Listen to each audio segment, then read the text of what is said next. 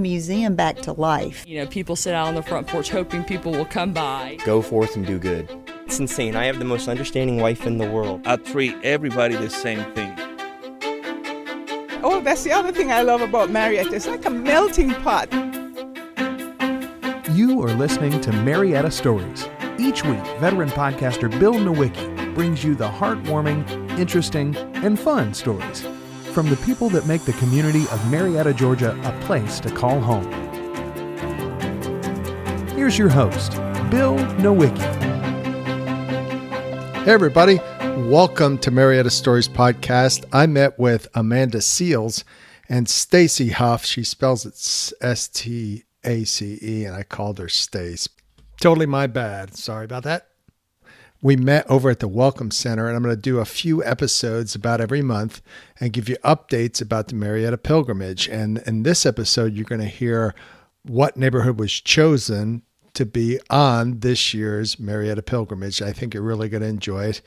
Season 4, I am working to get my interviews going on that, and it's all going to be about Marietta history. And I'm super excited about that. And I hope you'll check it out when it comes out and tell a few friends about the show. But let's get going with Stacy Huff and Amanda Seals. So we're going to talk today about the Marietta Pilgrimage. So who wants to go first? Amanda? Nope, she's pointing at Stace. So have you picked six houses? We haven't picked 6 yet. We have 2 on the docket already and 4 others in the works. And what neighborhood is it? We're doing Forest Hills this year. Forest Hills, is that the one where, what's her name? Married to Paul Newman, was it? Edwards, yes, her house. Her house is on there? Well, it's purportedly in that area. we're working on it, yeah, but it's where her house is, yes. Mm-hmm. Wow. We're excited for that. I love that neighborhood. It's a little tiny, how would you describe it? Let's go to Amanda. All right, Amanda, go. She's rolling her eyes. Oh, I'm done with my lunch. Forest Hills is an interesting neighborhood because it's a lot of cottages, which we're seeing a lot of that size home being destroyed in Marietta now. And something that Stacy and I talked about was that it's time to put Forest Hills in the rotation so that we can show to the public that these homes are livable and fantastic in the century that we live in, and they have a lot of historic personality as well. But there's also some quite large homes too, so it's got a little of both. And when we wrapped up the tour last year, we said that's where we want to go. When was this neighborhood established? Ooh, that's a very good question. You got to know these things. Oh, well. This is a professional thing, Marietta. Well, quite actually, it's a volunteer thing. All right. I did do a little bit of research, and Forest Hills was established in 1928 and was believed to be destined as one of Marietta's most beautiful and exclusive residential sections, according to the Marietta Daily Journal. It's about 6 blocks from the square, and William Vance was the owner, and he has Vance Circle, which is within that neighborhood. And the total cost of completion back then was about $200,000. 10 acres at a compass and about 40 residential lots. And a couple more things. William Vance was a member of the Episcopal Church in Marietta and president of the Gun Club. There were little bungalows for people that worked around here, merchants and type stuff like that. Like Maple Avenue. Maple Avenue was for merchants from the square. I believe it's the same kind of idea. What I like about the idea is it shows that old can be new. A lot of people have done a lot of renovation over there. You can live in an old house and still not, still have modern technology like running toilets and things. It's like it works. It's just a great little cute neighborhood, and it's awesome. I love it. It's great. Now tell me about how you get folks to sign up. Well, bang on some doors. Yeah, that's what we do. We go and we just knock on the door and we say, "Hi, how are you?" It's a nice day. Maybe we should walk down there. Yes, we really do knock on the doors. In fact, one of the houses that's on last year on the tour, we just drove down and the people happened to sit down on the front porch and we just popped out and said, "Hey, we're in the middle of the tour this year, but..." What's your pitch? We just tell them how, it's a good thing for the city and it helps people to understand the historic natures of the houses and how it can be transformed into new. And we ask them to share with the city and with the people that come and watch or come through the tour. it's not really an obligation, but it's a nice thing to just kind of put your house out there and let people see it. If you're living in a historic house in that way, most people understand that.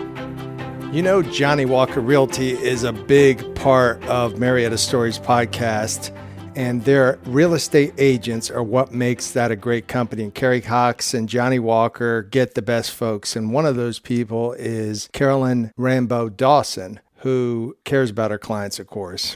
I've been doing it for 13 years. I love meeting new people. I love it. I love everything about it. But the folks work together at Johnny Walker Realty. Carrie is the broker. He is there all hours of the day and night with an answer for us if we have a question, and the other agents are like family. And speaking of family, her family goes way back in Marietta. I'm talking 5 generations. And my father was an orthodontist right off the square in Marietta. My husband said, if I can go to an orthodontist that tortured me for 2.5 years and end up marrying his daughter and love him as much as I do, he must have done something right. Thank you, Carolyn Rambo Dawson and all the other real estate agents, and Carrie and Johnny of Johnny Walker Realty. You can reach them at johnnywalkerrealty.com. Find them at 262 Church Street, just down from the square. Give them a call, 678-626-0403. Now back to the show. Well, I was talking to folks on Maple Avenue, and they said that people randomly come to their house and bang on the door and say, I lived here, or I remember this place when I was a kid. Yeah, that's happened to me. I live in a historical home on Kennesaw Avenue, and a lady and her mother were going to a funeral, and she said, I'm just showing my mom the house from the outside, and this was her when she first was a newlywed. She lived upstairs in the apartment. I said, well, come on in, ignore the mess.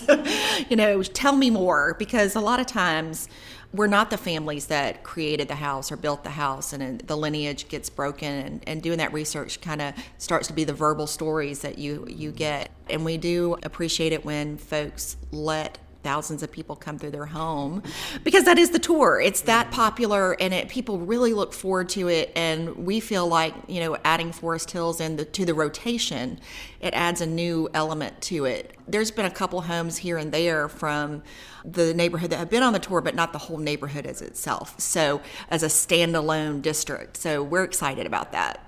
Now, do you have any naysayers that people are like, I don't want thousands of people walking through here? Yes. And even myself. And maybe later I will put our home. My husband and I talk about it a lot. And Stacy's nodding her head at me. We will. But right now we have, a young child, and really don't want that exposure for us personally.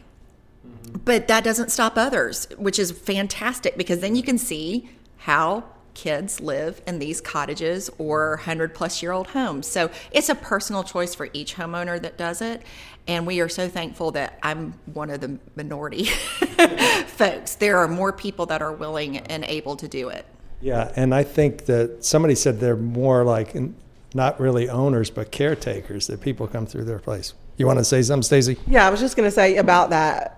Totally understand somebody who doesn't want, that. But we take such good care of these people's homes. We leave them just as good, if not better, than we found them. So if anybody's thinking about it, they don't have to be stressed about that, because we are, we're very, very careful to, maintain them and protect them in a way that they don't have to worry about that. There's no photography inside the houses and that kind of stuff. So people's spaces are not being violated in that way. Yeah. Well, I talked to the folks on Maple Avenue, and one of the people that were on the tour said that they got a lot of projects done around their house because the husband had never worked that hard around the house. Yeah, everybody says that. In fact, one of the people that is considering it right now is like, well, we need to get these things done, so this might be the thing that gets it done. So I was like, yeah, sounds like a great idea. So we'll see. There is a deadline, which is, what's the weekend? December 6th through the 8th this year. It's a little late. It's always the first weekend of December, but Thanksgiving is late this year, so it's later than usually it's the 1st or 2nd, but it's a little later. Well, cool. And you have 2. Can you name the 2 that you have?